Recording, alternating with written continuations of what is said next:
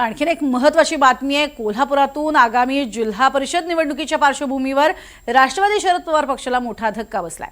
शरद पवार गटाच्या चंदगड विधानसभा अध्यक्षांनी राजीनामा दिलाय। माजी झेडपी सदस्य आणि अध्यक्ष शिवप्रसाद तेली यांनी शरद पवार गटाला रामराम ठोकलाय आणि भाजपमध्ये प्रवेश केलाय। मंत्री चंद्रकांत पाटील, खासदार धनंजय महाडिक, आमदार शिवाजी पाटील यांच्या समक्ष आणि उपस्थितीमध्ये त्यांनी कार्यकर्त्यांसह पक्षप्रवेश केला। आमदारांच्या हातामध्ये काम करणं हे चांगलं वाटलं मला थोडंसं।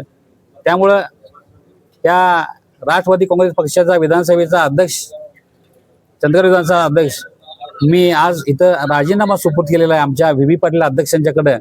आणि आज नवीन सुरुवात भाऊंच्या कार्यशैलीमध्ये, त्यांच्या आधिपत्याखाली, त्यांच्या कृपा आशीर्वादानं, त्यांच्या विचारानं जिथे जिथं मला संघटनेमध्ये त्या भारतीय जनता पक्षामध्ये काम करण्याची संधी त्यांच्या माध्यमातून मला आज मिळाली।